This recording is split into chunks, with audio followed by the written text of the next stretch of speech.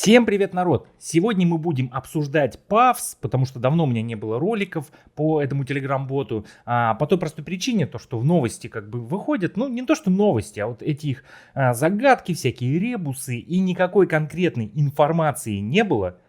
Ну и поэтому я не видел смысла снимать ролик, рассказывать о каком-то вот этом вот конспирологии, их там загадках и пытаться отгадать даты листинга, даты airdropа и тому подобное. Меня нету в диамант этом чате, в дискорде, потому что я не настолько богат, чтобы купить себе 10 ваучеров, чтобы просто поучаствовать в закрытом дискорд канале.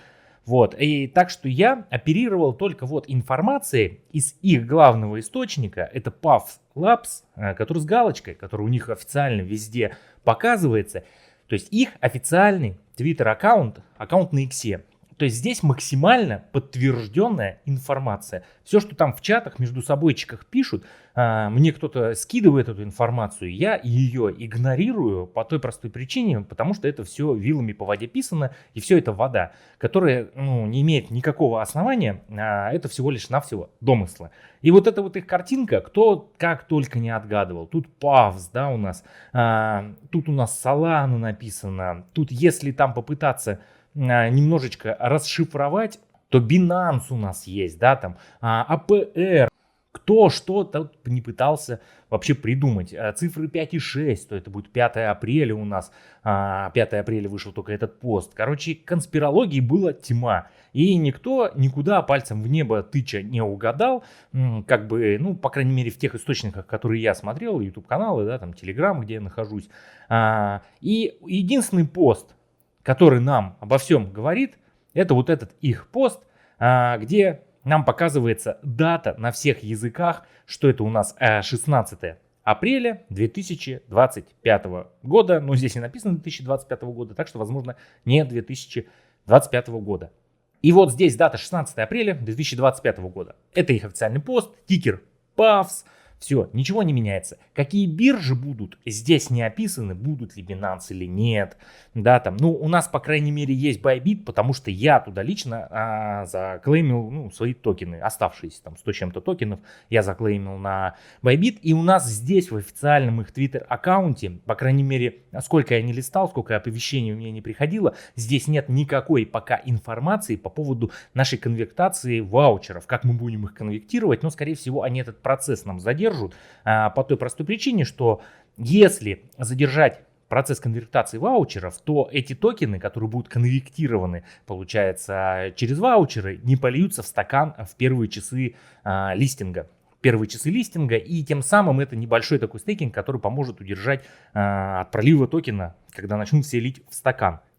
Так что я, можно сказать, чисто так символически буду принимать участие в этом листинге. Моих токенов там всего 120 с чем-то, там 127 что ли токенов заклеймено на Bybit. Остальное все в двух ваучерах получается. В двух ваучерах и все.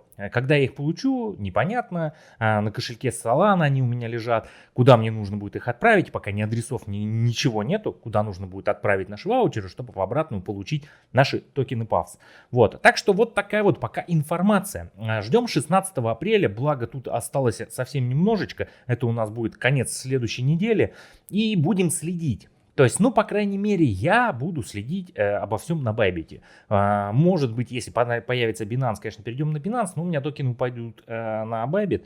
Ну, и я посмотрю, буду лить их в стакан, ну, там 127 токенов, смысла никакого от меня там не будет. Вообще, ну, профит, точнее, ну, какие-то копейки я там на этом заработаю. Возможно, за комиссию отдастся больше средств. Что я могу сказать по поводу того, что PAFS у нас так долго задерживал раздачу airdropа и листинг на биржах?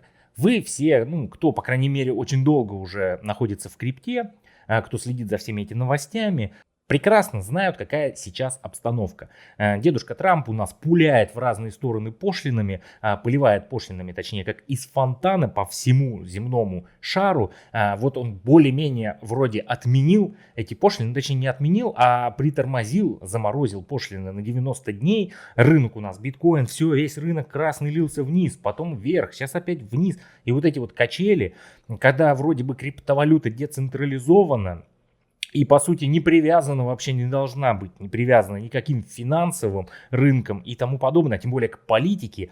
Вот, но у нас, как видите, все привязано. А по той простой причине, что большое количество крупных фондов, американских, больших денег очень залазят в крипту и теперь начинают манипулировать всеми этими рынками. По этой простой причине Павс пытался максимально оттянуть время, благоприятное время, точнее, найти для того, чтобы выйти на листинг. А они ждали какого-то там, не знаю, хорошей новости, да, или включения станка печатного в США, да, когда ФРС разрешит печатать денежку.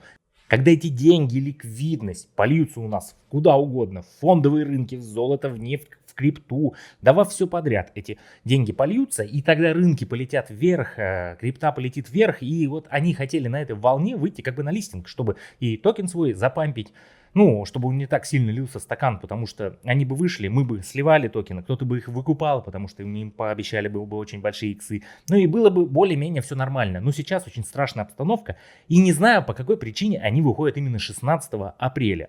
То есть у меня есть две мысли.